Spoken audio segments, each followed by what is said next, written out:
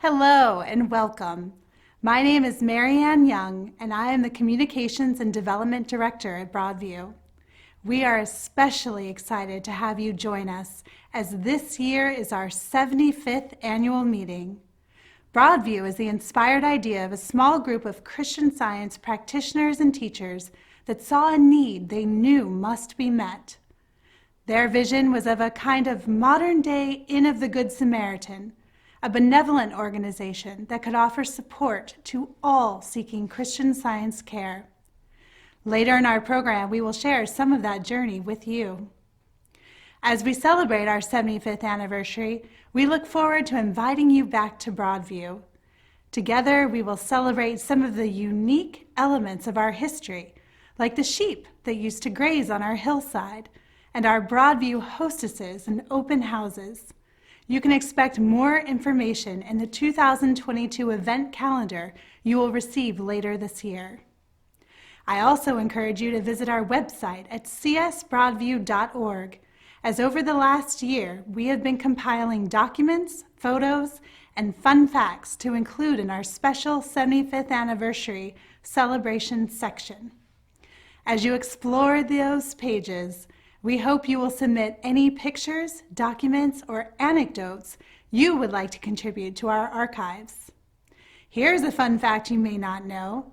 In the very beginning, Broadview was originally called Homemakers.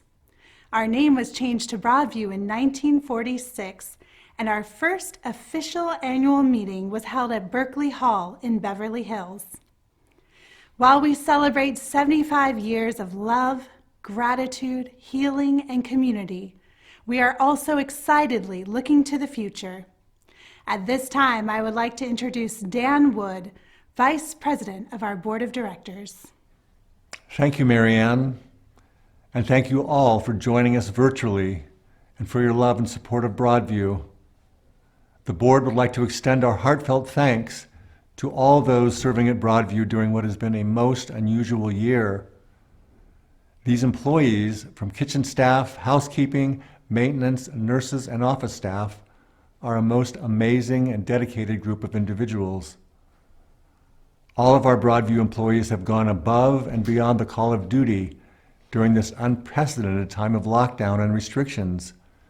Daily, and sometimes hourly, they have kept abreast of new city, county, state, and federal guidelines, developed protocols to comply with the ever-evolving guidelines, and maintained strict self-quarantine procedures when not at Broadview. A quote from Science and Health with Key to the Scriptures by Mary Baker Eddy comes to mind as we recognize the work of all our Broadview employees. It is proverbial that Florence Nightingale and other philanthropists engaged in humane labors have been able to undergo without sinking fatigues and other exposures which ordinary people could not endure.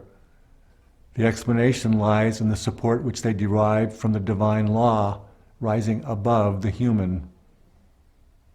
I would also like to recognize and thank my fellow board members, Debbie Simmons, Mike Muslin, Beata Hathaway, Tim Terry, Nancy Allen, as well as our newest members, Sandy Hasse, John Bryant, and Dr. Joan Bernard Bradley, who joined us earlier this year. While we miss being on site at Broadview and sitting together in the boardroom, Zoom meetings continue to be an effective way to connect and to conduct business, and you can't beat the commute. As a board, we are privileged to prayerfully support Broadview's healing mission here in Southern California. We've been delighted to welcome Maravik Mabanag as our new executive director. Maravik comes to Broadview with years of dedicated service to the cause of Christian Science, most recently as the executive director of High Ridge House, a Christian Science nursing facility in New York. We know that you all will give Maravik and her husband, Christian Science teacher John Q. Adams, a warm Southern California welcome. Maravik has been working with our prior executive director, Doug Mayer, to ensure a smooth transition. Doug came on board 2 years ago and has been a wonderful source of guidance and inspiration during this unprecedented time of challenge. Broadview owes a huge debt of gratitude to Doug. You'll hear more from Maravik and Doug later in the meeting. We look forward to including all of you in our 75th anniversary year of celebration in 2022. Thank you.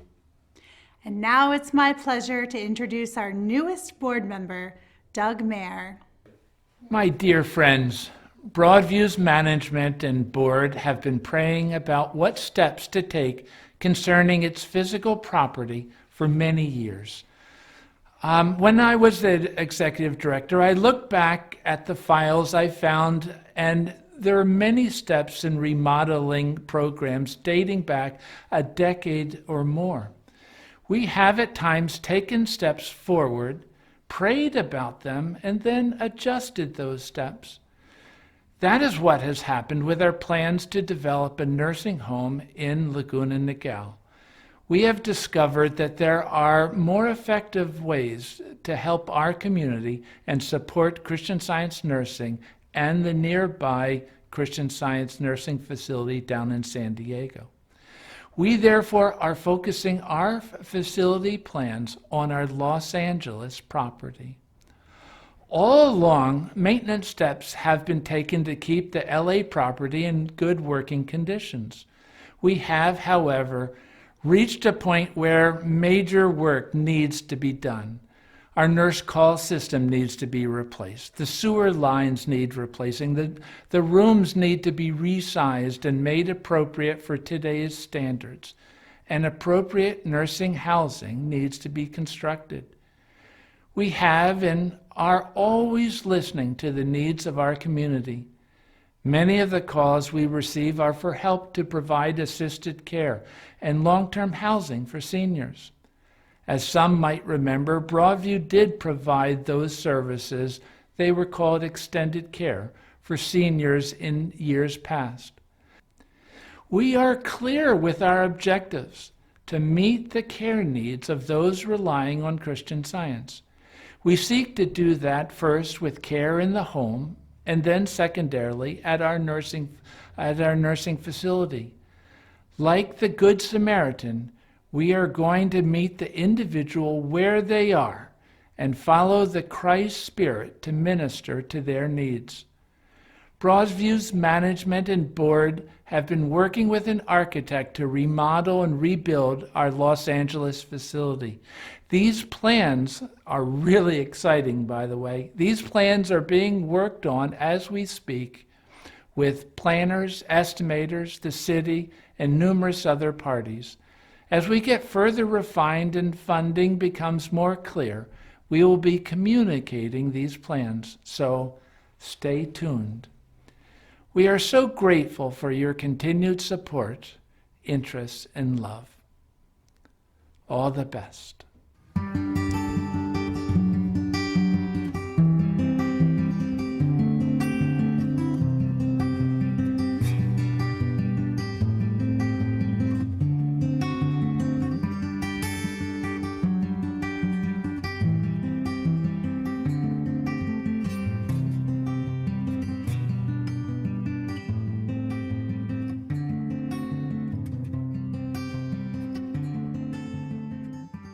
In the early 1930s, as Christian Science pioneers made their way westward, many in Southern California had embraced this healing science.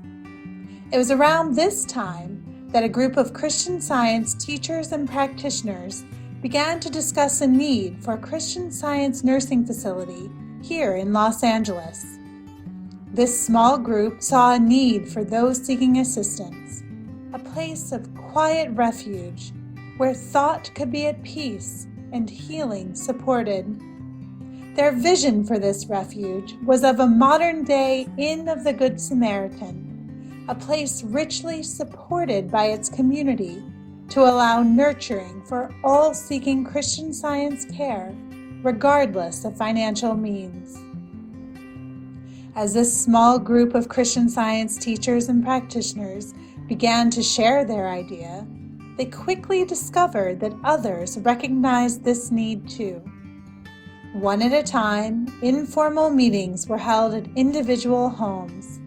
Some were small, some so crowded that one of the workers remembers that she had to stand inside the kitchen door to address the group gathered in the living room. At these meetings, one policy was strictly adhered to. Nobody ever took up a collection or even asked directly for money. The speakers were there to give information about the task and how it was going forward. In 1936, Winifred Mankowski officially incorporated the Southern California Foundation as the fundraising organization that would bring their idea to fruition. The foundation was led by a board of directors and an advisory committee comprised of 6 Christian Science teachers. Early on, the board realized it would, quote, be well to have an advisory committee composed of well-experienced Christian scientists. This proved not only helpful in decision-making, but helped bring to the members a fine sense of harmony, unity, and consecration to their purpose. One of these teachers was Emma Easton Newman, who had been invited to attend Mary Baker Eddy's last class in 1898 and was awarded the degree of CSD in 1889 at the age of 19. By the July 1939 meeting of the Southern California Foundation, the idea for Homemakers, as Broadview was originally named, was announced to hundreds of Christian Science workers and practitioners. Meetings were now held monthly, and membership contributions continued to grow. Our advisory committee of Christian Science teachers led these meetings, focusing on the reason for this important work. Frequently, Dr. Hubbard and Leonard T. Carney would send edits to bulletins for the field while traveling cross-country with the Board of Lectureship. In one note to the board, Mr. Carney wrote, "Her leader was ever ready to adopt new and better ways of promoting old purposes. Healing is the primary purpose of Christian Science, and better provision and qualification for such a practical purpose is highly in order." Later, as the United States entered World War II, questions arose about the timeliness and prudence of continuing to pursue this project. Miss Ethel Putnam, CSB, a founding member of our advisory committee, replied, Of course, at this period in the history of the world, everybody is becoming conscious at this moment that supply is going to be the largest question all over the world. And some have said, isn't this a bad time for the home to try to make its way financially?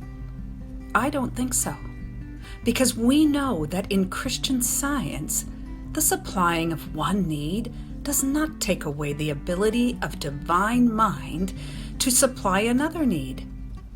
Our ability to meet one need does not lessen our ability to meet another need. It is true, and I have proved it at times. If you do the right thing to meet a need, you will not have less. In the early spring of 1942, the board of directors were made aware of an estate that wished to sell 69 acres of pastoral land on Griffin Avenue. As our founders came to examine the location, each took in the hillsides of grazing sheep and shepherds and recognized this as the place of quiet refuge they had intended. Although fully funded by 1943, they were delayed by the war effort, and in June of 1946, joyously began construction. Looking out on the hillsides, our founders determined that Homemakers no longer quite fit as the name for this home. They felt the name Broadview encompassed not only the literal, expansive view from our hillside, but also the metaphysical perspective of all who enter Broadview's circle. The highest idea of man, exemplified in limitless capacity and boundless joy, nurtured and surrounded by his brother's love. Built on the foundation of demonstrations by over 6,000 Christian Science households, December 1st, 1947, Broadview opened its doors to begin serving our community as the Inn of the Good Samaritan. And now our Executive Director, Maravik Mabanag. Thank you, Marianne. What a wonderful privilege it is to serve as the new Executive Director of Broadview for its next stage of growth and development.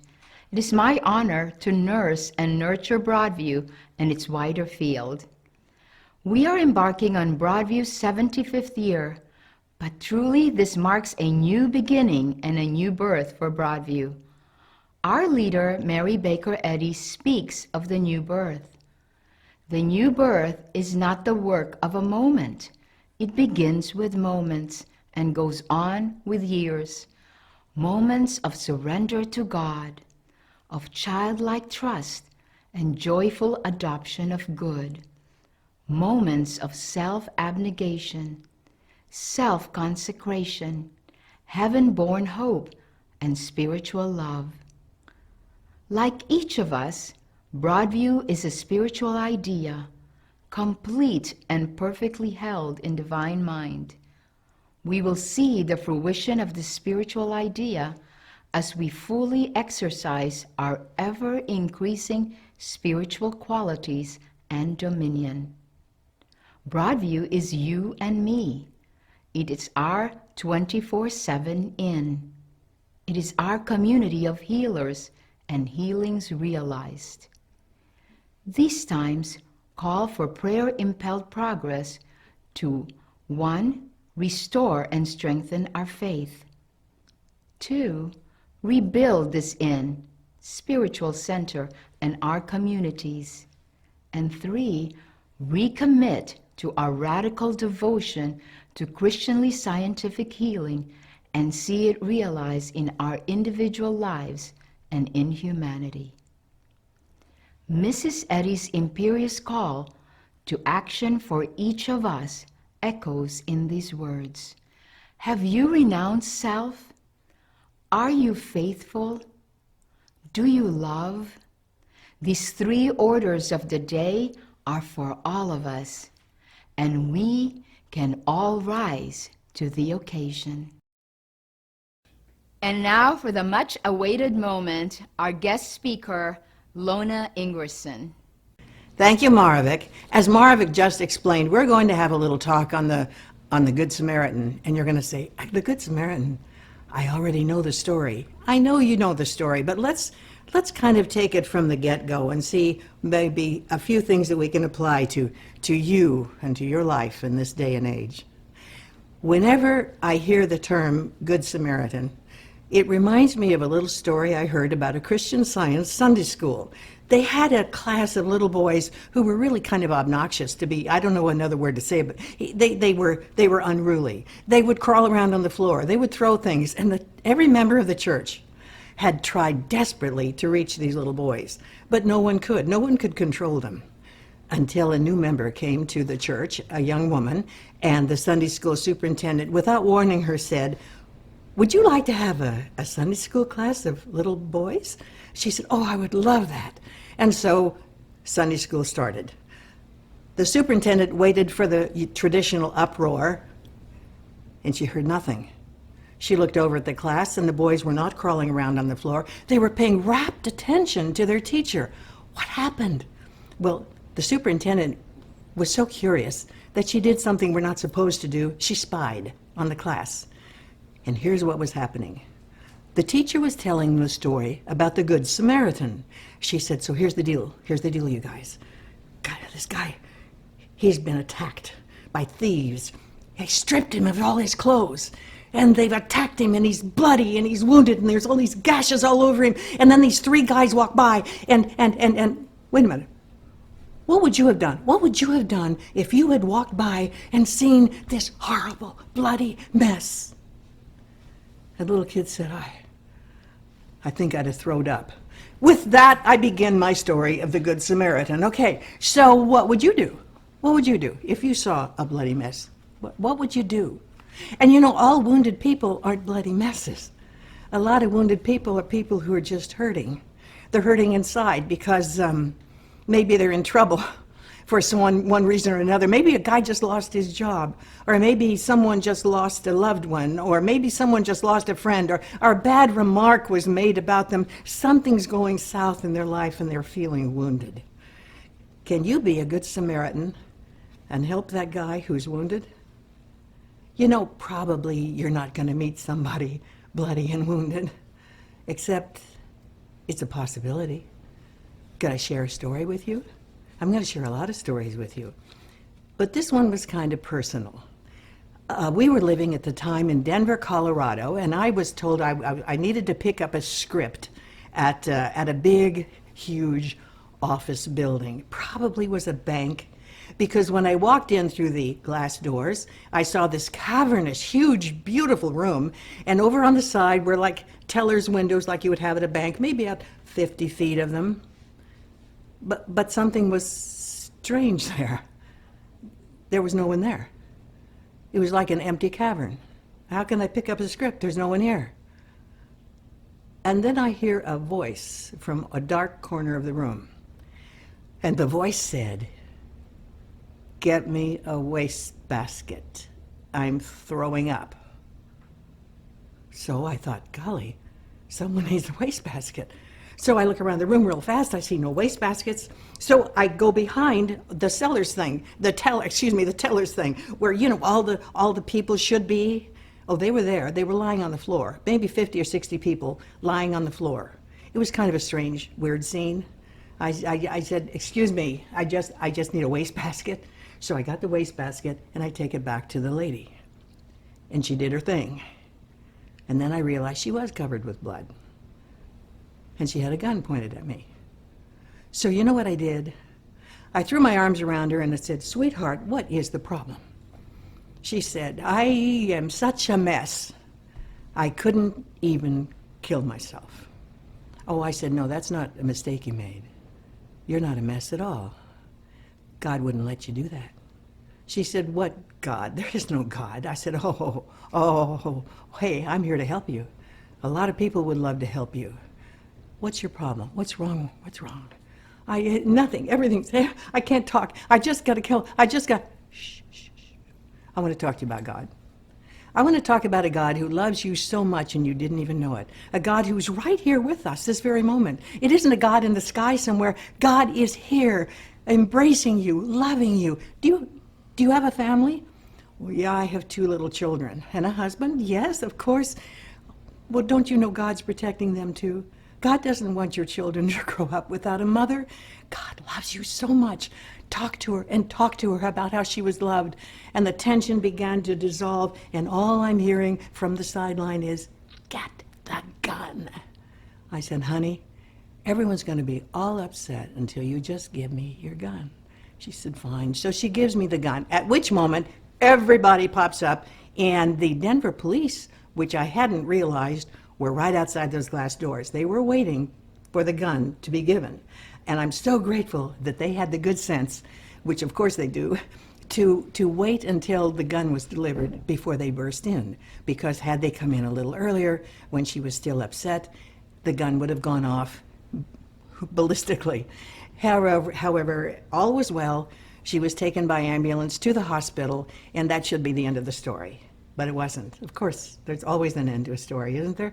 So I found out what hospital she'd been sent to, and I sent a science and health to her hospital room, with a letter about how much God loved her. And again, that should be the end of the story, but it wasn't. Because 2 or 3 months later, I went to the studio one day, and they handed me a letter.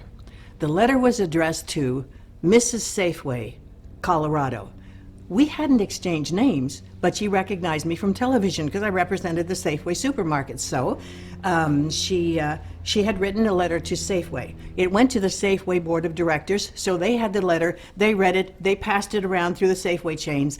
Then it went to the Henderson Bucknam, which was the advertising agency in Denver. Then it went to the TV studio, so it got a lot of exposure. And what it said was, I was given a book called Science and Health. with Key to the Scriptures. It's a book used by Christian Scientists. I knew nothing about God.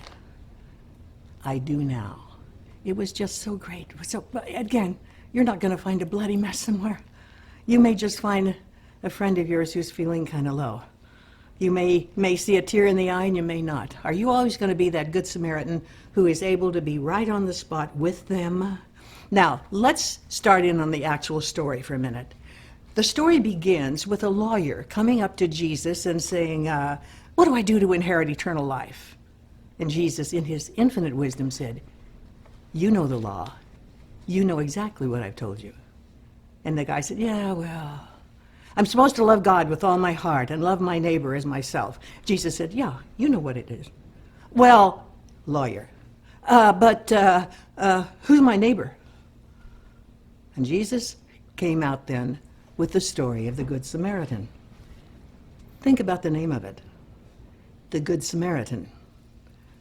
Something in that, you know what? He didn't say the good Christian, the good Jew, the good Roman, the good Philistine, the good Nazarene, and he said the Good Samaritan. You know why? Because the Samaritan was their arch enemy. The Samaritan at that time was the group out to get everybody. They were the bad guys. It would be like starting today and saying, well, we're going to have a story today about the good Taliban. You'd say, what? You'd bristle at it. It's exactly what Jesus was always doing. He was throwing us a punch, giving us something to think about. You don't just rescue someone who is the same color you are, who went to the same school you went to, who goes to the same church you go to. You help people everywhere because we're all brothers. See, we're all one. Then Jesus said, the Good Samaritan went to where he was. Symbolically, we think, yeah, he got down in the ditch with him, down and dirty. He got all bloody. He took care of the mess of where it was. And again, you won't be faced with that. But are you willing to take the last step and go where someone in trouble is, mentally or physically? It may put you out. It may mean you miss your next appointment. It may mean your day is changed. You go where the other guy is. You don't ask him to come up to your level, go to your Sunday school or your church, or he just went where he was. Let me tell you a story about a Good Samaritan, okay? There were 3 people living in Scotland.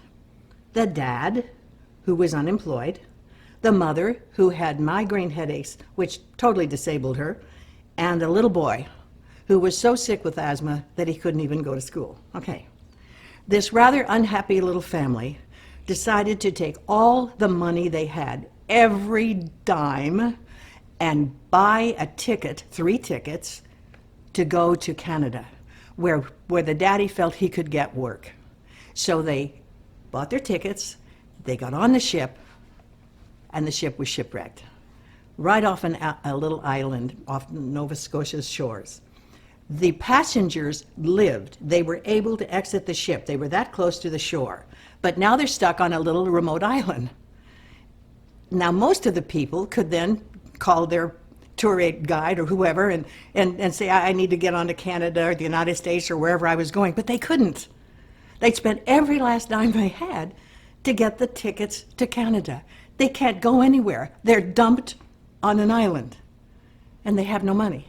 So they have no place to go. They can't get a hotel room. They can't even get food. So the dad takes the wife and the little boy, carries him, and they start walking around the village. There's nothing there for them. And he sees woods. He thought maybe we could go at least hide and sleep in the woods. So they head in 5 miles outside of town to the woods, where they find an abandoned tool shed. And that became their home. They lived in the tool shed. Daddy left the wife and the little boy there. They couldn't really go anywhere. And he would walk 5 miles back into the little village saying, is there anyone that needs help? I'll do anything. I'll pull weeds. I could fix, I'm a handyman. So he got enough funds to at least help them exist with a minimal amount of food. But one person in the village was aware of all this, and I'm going to call her our Good Samaritan. She bundled up a lot of food, and she hiked 5 miles into the woods until she found them in the tool shed. And she said, hi, I hear you've come from Scotland. I'm from Scotland too. I just wanted to bring you some food. And I want to bring you something else I'd like to give you. It's a book. It's a book called Science and Health, and I think you'll really enjoy it. So enjoy the food. And by the way, we also have a Christian Science church in the village if you'd like to ever come. So that Good Samaritan walked her 10 miles back to the village, having done her deed, but not yet. The mother read the book. The mother got a healing of these migraine headaches, which had really disabled her completely. And the family began going back to the little church in the village. The Christian Scientist came to the tool shed one day and she said, I have an idea. I have a neighbor who's going on a sabbatical. He has to leave his home for 2 years, but he'd like to know that it's being taken care of by someone who'll really care for it. So would you folks like to live there? We'll be without charge. And of course, now they are moving into a lovely home in the village and are a part of the church, and things begin to change. He's getting some work. Mama's feeling fine, but the little boy, he's left behind here.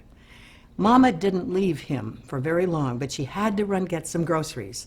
So he said she settled me in a cot so I could look outside the window and see the sun. And then she put that book in my hands and said, you might want to read this book while I'm gone. He said, I opened a page, began to read, and he said, it was as though I wanted to argue with everything in it. I argued and I argued and I argued. I tried to rip it to shreds. But in every argument, the book always won. And then he said, I got to one sentence and it said, rise in the strength of spirit, to resist all that is unlike good. God has made man capable of this, and nothing can vitiate the abilities and talents divinely bestowed on man. He said, what? Really? Is that possible for me? And he said, I know this is going to sound strange, but he said, I saw across in front of me in huge letters the word Christ. I don't know, I'm not crazy, I saw it. And all of a sudden I thought, I can. And I got up and I walked, and then I opened the door and I walked outside. And then I saw a ball. I'd never played with a ball before. I'd never played before. And I started playing, and I played, and I played. And he said when my dad came home from work, he burst into tears. He'd never seen me play before. All because of a Good Samaritan. But the story doesn't end there. Because I think you might know who I'm talking about. He became a Christian Science practitioner, Christian Science lecturer, but that wasn't the end of the story either. Because many of you will remember exactly who I'm talking about, who enjoyed television in a little earlier time. Did you ever see, or maybe see a replay, you young people, of a show called Mr. Ed, a man with a horse that talked? Well, it was done by Alan Young, and that was Alan Young's story that I just told you. Alan told me that story when I was visiting the home for the retired actors in West Hollywood. By the way, a home built by a fellow Christian Scientist, Mary Pickford. Alan gave all the credit for his life and his talent back to Christian Science and that book that had been shared by a Good Samaritan who went out of her way. That's the point. That was one of the points that Jesus was making in his story. You go out of your way. The lady walked 10 miles, just to make sure he was taken care of, bringing them food, bringing them the book, even bringing them a home. Good Samaritans have a way of doing that. And then the next thing that Jesus pointed out was that, what did the Good Samaritan do? He bound up his wounds. Well, you say, I'm sorry, but I'm a Christian Scientist. I don't carry a first aid kit around with me with little bandages and all those things. Yes, you do. Yes, you do. You see, a bandage is something that covers up a wound. And if your wounded friend has been hurt by a comment by another friend or by something, lost their job again, whatever they're hurt by, they want to be bandaged up. They don't want someone to go and say, oh, did you hear about what happened to them? Did you? No. They want it zipped. They want to be able to share that their their private problem with them without you telling anyone else about it. And so that's the bandage. Covering up. You know, there's a story in the Old Testament about Noah, wasn't it? Noah had 3 sons, and Noah kind of goofed up one night, and he got drunk on some wine, and he stripped himself naked.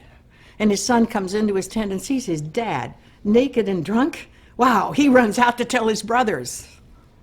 Oh, the brothers quickly hush that up, get a robe for their dad, and back into the tent so that the dad is never embarrassed by having been seen by them, and they hand him his clothing. That's covering up a wound, but you can cover it up for a friend in another way, by never gossiping about what happened, right?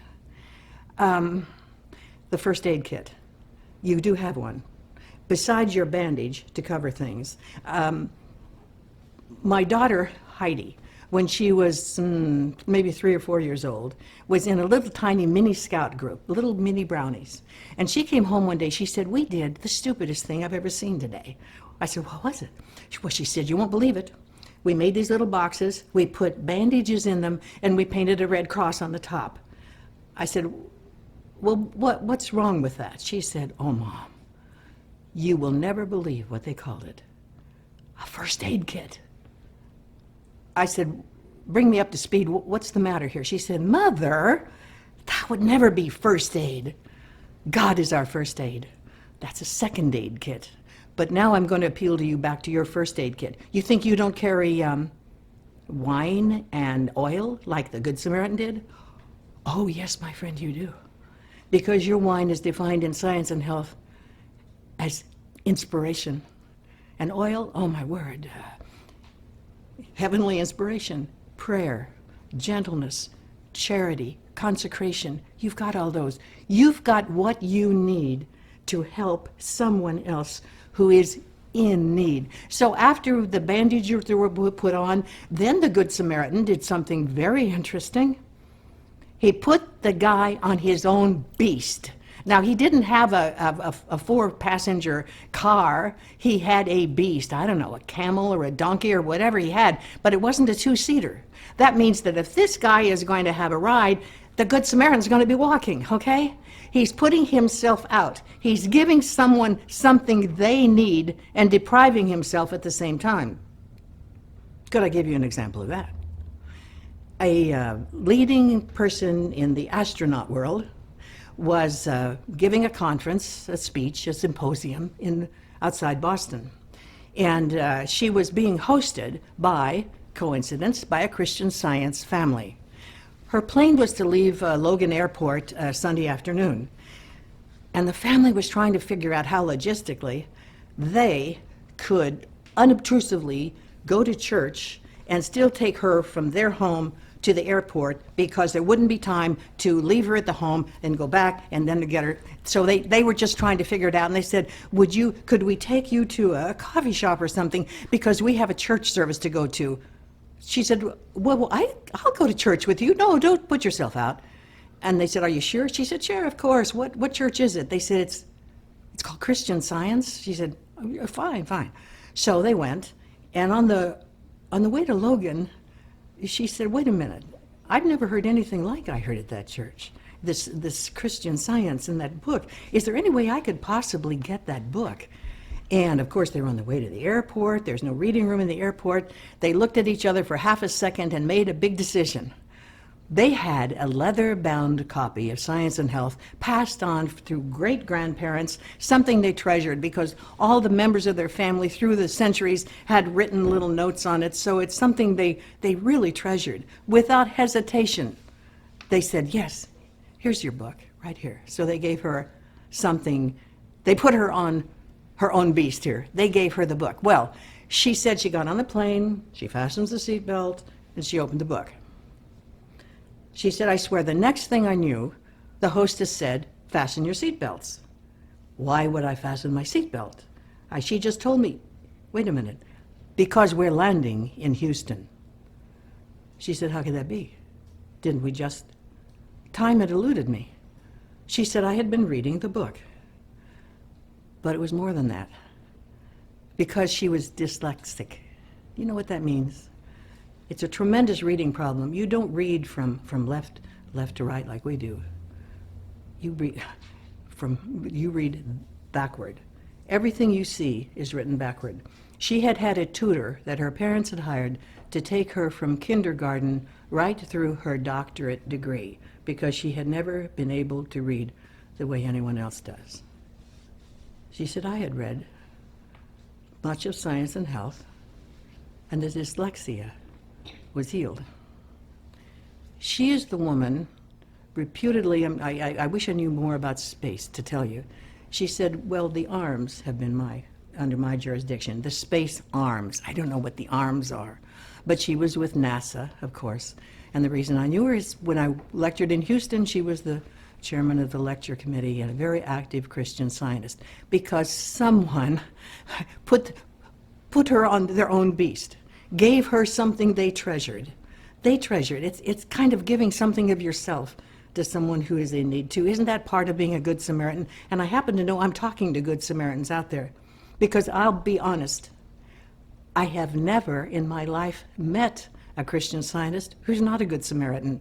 You may not be rescuing people with guns or giving them your bound Science and Health or doing some of these things, but when you stop and help someone, sometimes just give them a message they needed. You're a good Samaritan. When you usher a church or teach in Sunday school or volunteer your services at a board member, you're all good Samaritans, and I know that. But these are just new aspects to it. And then after that, we get to the very final part of the story, and that's going to the Good Samaritan Inn, because now the Good Samaritan takes the final step. He not only sends him to the inn on his own beast, but he lets the innkeeper know that he will personally be responsible for all charges. No matter how long the man has to stay there, no matter what he eats, it will be put on the Good Samaritan's bill. He takes care of him, not just for the moment, but for all time to come. And now, I want to tell you my final story, which is about a very current Good Samaritan whom I have met. I had a call one day asking if I would come speak to a Sunday school in a little town in Ohio, Elvira, as a matter of fact. And I said, yeah, but I'm thinking, I've never heard of Elvira, Ohio. It's not Cincinnati. How can they have enough Sunday school kids to merit bringing a speaker in? But without question, I got on the plane, and I met the lady who had called me. Her name was Net Bemis. And she said, we'll go right now to the talk. I said, fine. We're going to the church? Oh, she said, no. I said, how many members do you have? She said, 5. Well, 5, 6 with me. We're all maiden ladies. I'm thinking, and I'm speaking to the Sunday school. This is going to be an exercise in entertainment. So we didn't stop at the church. She said, we're going out to my place. We'll talk out there. So we went out into the country, and I said, we set this up in your living room? She said, no, in the barn. Okay, great, fine. So I go out. Now it's almost showtime, okay? There's no one out there but me, Moses, and 6 horses. I said, the horses that are right behind me here, are they going to stay? Yeah. I don't have anywhere else to put them. You think they'll be quiet? Probably. Okay, great. And Moses is the barn cat. Moses kept jumping all over everything. I said, is there any way I could have some kind of a podium so I could put my notes on it? Yeah, we got to think about that. Let's get some bales of hay. Okay, so we pile up the hay, we get the notes, the kids are ready to come. I put the notes on the top, and Moses just loved to play with those. So no matter where I put them or how I put them, Moses was on top of them. It was just kind of a bizarre setting. And I'm thinking still, they have 5 members in the church, none of whom are in Sunday school. And then a few kids began to show up outside the barn door. She said, bring the chairs in. And in come 100 chairs, 200 chairs, 300 chairs. And then all of a sudden, in came the kids to fill the chairs. How did this happen? In the middle of nowhere. It was her. Let me tell you, I said, how did it start? She said, well, I always want to help people who need help. So I went to a warehouse that was close to public housing, and I said, do you happen to know of any kid going around here that might need some help, some food, yeah, they said, there's a little girl who comes in here. She's 7 years old. She comes into the warehouse every day after school. She's ice cold. She has very ill-fitting clothing. She's hungry. She never asks for anything, except could she sit in the warehouse until her mother comes home, because it's so cold waiting outside the door. And so when she thinks her mom's home, she runs over there. We think she might be a good candidate for some food. So Net gets a lot of food and 2 Sunday school students, and they go to knock on the door and wish him a happy Thanksgiving with all his food, which was, of course, very gratefully received. So that then, with the help of the 2 Sunday school students, she said, now these children go to the Christian Science Sunday School, and they would love to have you join them. Would you possibly like to do that? She said, what is a Sunday school? Isn't school Monday through Friday? No, it's where you go to learn about God. It's a Christian Science Sunday School. Oh, I'd love to go. So Net came back to get her the next Sunday, and she was enrolled in Sunday school. She went back to her housing apartment and told the kids the wonderful thing that had happened to her. And so the kids next door said, could we go? Could we go? Could we go? And so now there's a bunch of them waiting for Net the next Sunday. But they all had friends. So could they go? Could they? So it began to fill up more than one car. 5 pickup trucks, 6 pickup trucks, and station wagons and Suburbans to bring them all to Sunday school. I said, when do you have to start in the morning? Because they have to make trips back and forth and back and forth. She said, we start at 4 in the morning. I'm sorry, 8 in the morning and end at 4 in the afternoon. It's kind of an all-day thing. And I said, then after Sunday school, you take them, oh, she said, I don't take them home.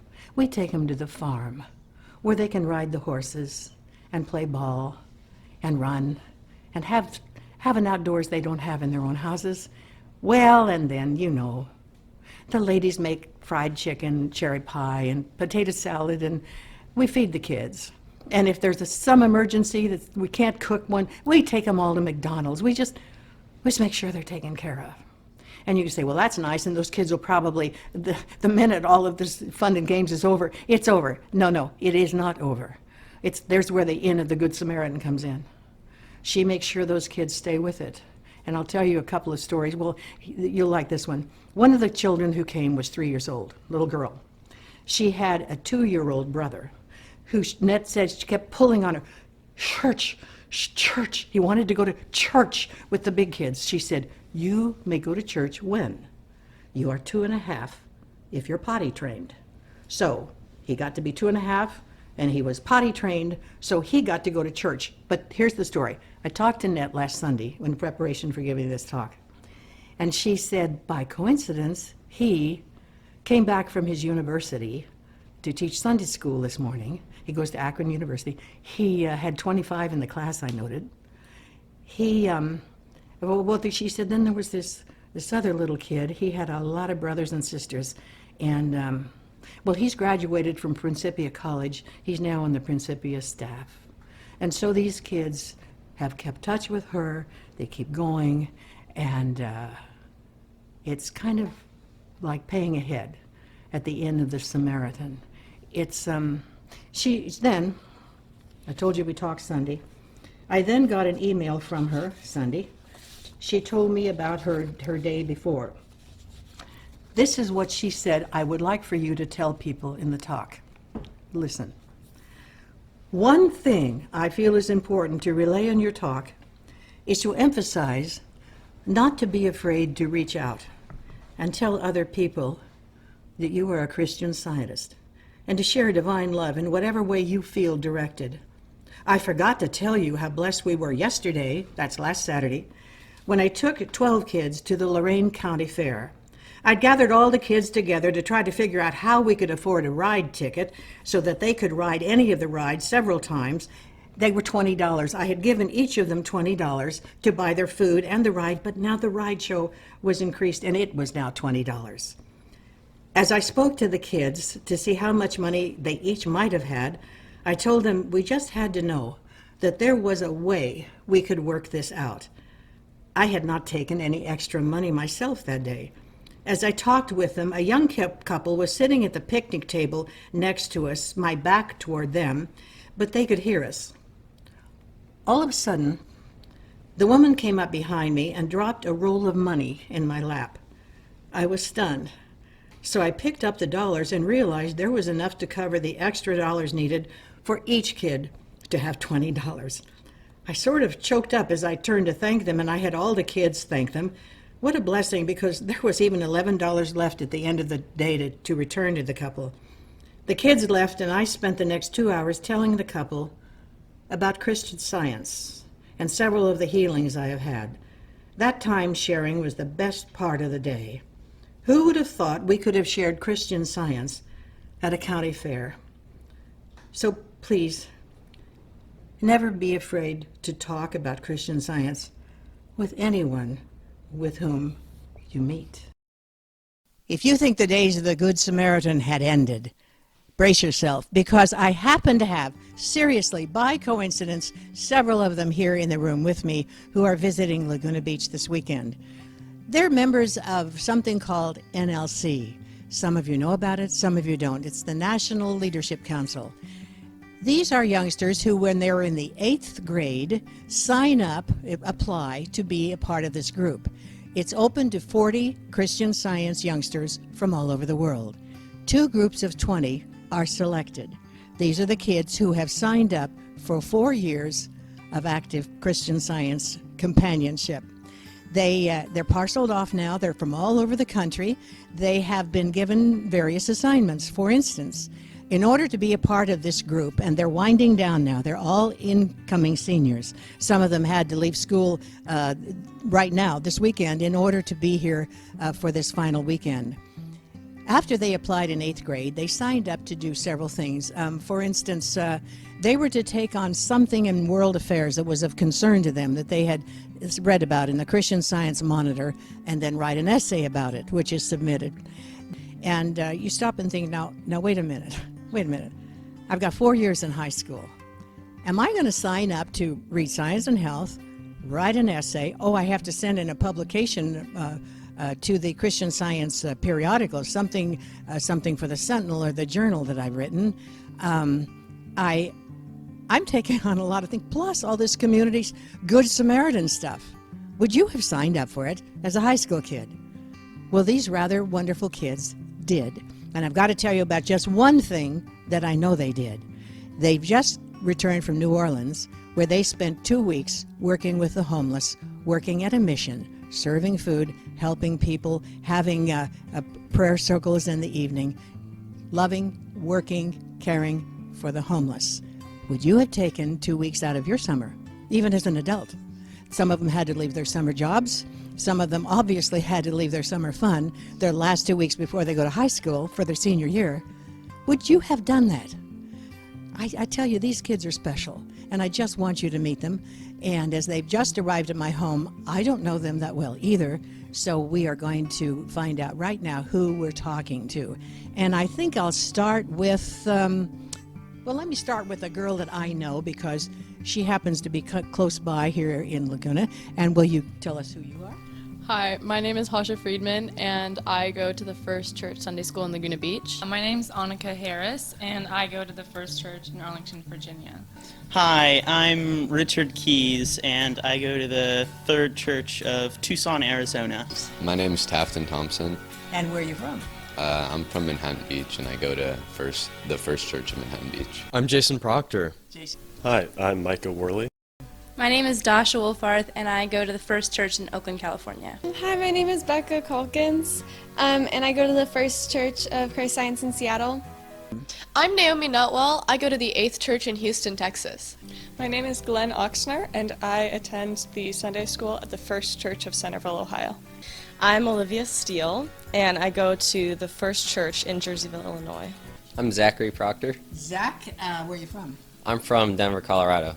I am Harrison Austenberg, and I go to the First Church of Santa Fe, New Mexico. For one of my Samaritan projects was my capstone project, in which I set up a food drive with my local church and the Willows Community Center.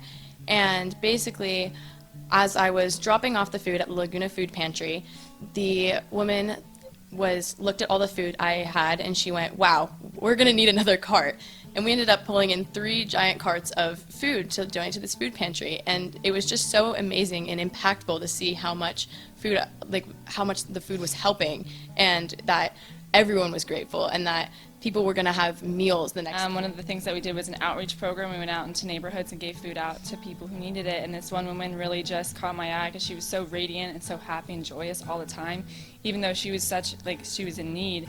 And she constantly was just talking to everybody and just sharing stories and laughing with everyone. And she never wanted to take too much food because she thought, oh, I need to leave some for everybody else. And Well, of course, there's always so much to get from the Science and Health, but one quote that comes to mind that during the first few weeks of reading through the Science and Health really stuck out to me. On the second page of Science and Health, prayer cannot change the science of being, but it tends to bring us into harmony with it. On our service trip to New Orleans, there was a few days where we were at the mission house, and we would give out lunches to people under the bridge and snacks to go with them. And there was this one day where not a lot of people were coming to where we were, so we went to them, but we were separated by a fence. So we had to hand the lunches over the fence to them. And it was just really interesting to see how they've made a family there and a community, and yet there was still this obstacle that kept us from them. But then even that obstacle couldn't stop them, and they were still reaching out and getting this food, and they were getting it to the other people that were living there too. And veterans learn how to surf as a form of therapy. And some of the veterans, it was so inspiring to see them come down. Some of them were missing limbs and stuff. They would come down and it would be hard to imagine them getting on a surfboard and standing up. But they were so motivated to get on the surfboard and stand up, and everyone kind of fed off that motivation, and there was so much love surrounding them. And it worked out every time. We were able to get them into waves.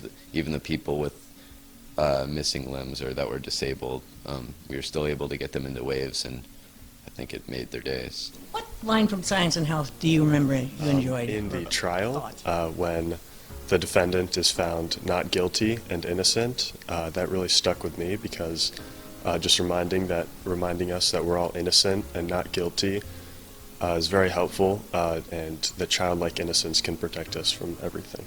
One of my favorite quotes, pardon if I paraphrase a bit, but it says basically that the rule is already set and it's our job to solve for the solution.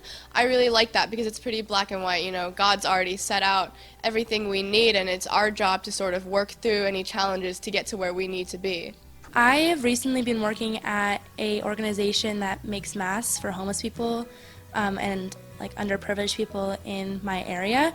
And at the beginning of the year, we were all separate because of COVID, and they wanted us to be doing in our own homes. And so it was a bit lonely, but recently I went to a big build of air purifying filters or fans to help distribute them and build them and then distribute them. And being a part of a huge group, there was 40 people there, it made me really know that everybody there was trying to help, and I wasn't alone, and it was really cool. As a Samaritan Project, I've been volunteering, and one of the places I volunteered was at my ballet studio.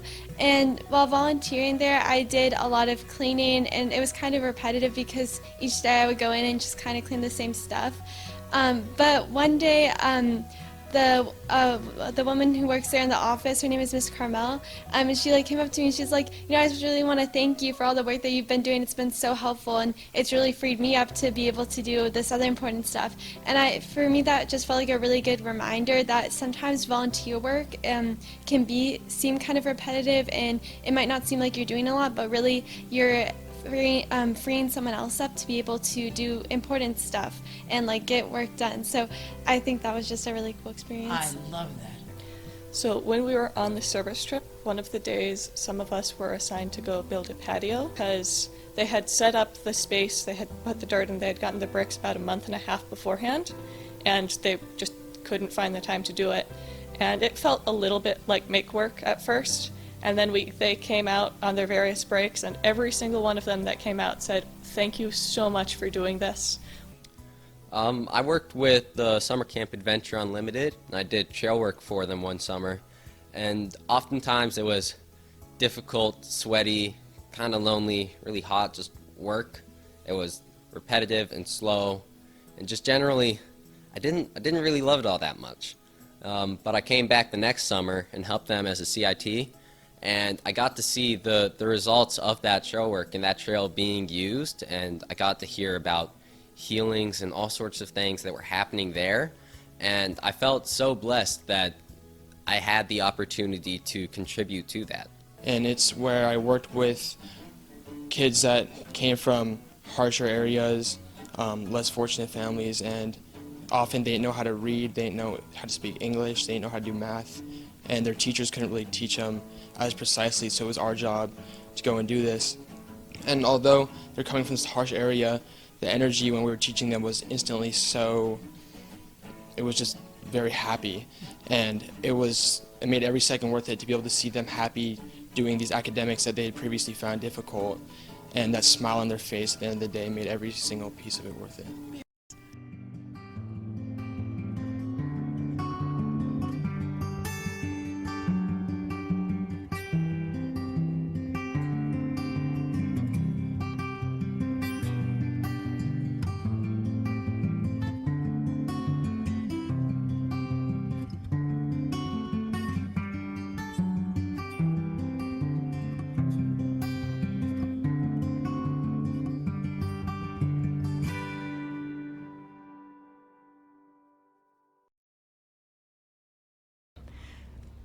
The last thing I would like to share with you is a poem written many decades ago by Louise Knight Wheatley Cook.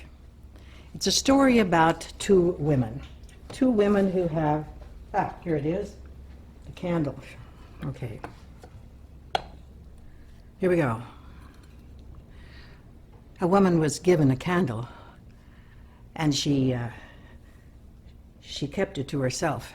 "It's all I have," she murmured. I must keep it right to myself. I must not let anyone see it, but all through the coming night, I'll know that it is ready and waiting in case I should need the light." She stole through her empty chambers to her own little cheerless room. "How dark it has grown," she murmured as she groped her way through the gloom. I wish I could light my candle. But she tried to be only glad she'd put it away so safely, because it was all she had. Another was given a candle, and she stepped out into the night. "It's all I have," she murmured. "I'll make the most of its light. There are lives that are hearts that are aching somewhere, lives that are sad and drear. I must hurry along with my candle and let them know that it's here." O'er valley and hill she wandered with her one little flickering flame, and it brightened many a doorway that was dark until she came. Crept into desolate places, it banished disease and sin, and hands outstretched were waiting to welcome that stranger in. Two women met in the morning as the eastern skies grew red. One came from her happy journey, and one came from her sleepless bed. Each held in her hand a candle, but the eyes of one were sad. "I just couldn't light it, my sister, because it was all I had." The other one made no answer, but her face in the sunrise glow looked like the face of an angel. And she only whispered low, "Oh, love divine, I thank thee." For she saw, now the night was done, she had lighted 1,000 candles from her poor little flickering one. Thank you, Lona, and thank you, NLC Youth, for those gems of inspiration. 75 years ago, the founders of Broadview, a small group of Christian Science teachers and their pupils, envisioned an Inn of the Good Samaritan for Southern California, where Christian scientists can receive Christian Science nursing care while realizing their healing. Through the decades until today, our inn continues to exist through the generous support of many Good Samaritans. We are grateful to God, to each of the Christian Science practitioners and Christian Science nurses and other workers who have come to serve at Broadview and to continue this legacy of spiritual healing through prayer alone. As every street and corner of the world cries out for the healing touch of the Good Samaritan, we can ask ourselves, are we going to pass by? Or ask ourselves what our leader, Mary Baker Eddy, has asked. Have you renounced self? Are you faithful? Do you love? Let us today unite in fresh commitment to be this generation's Good Samaritans. Blessings, and thank you all for joining us today.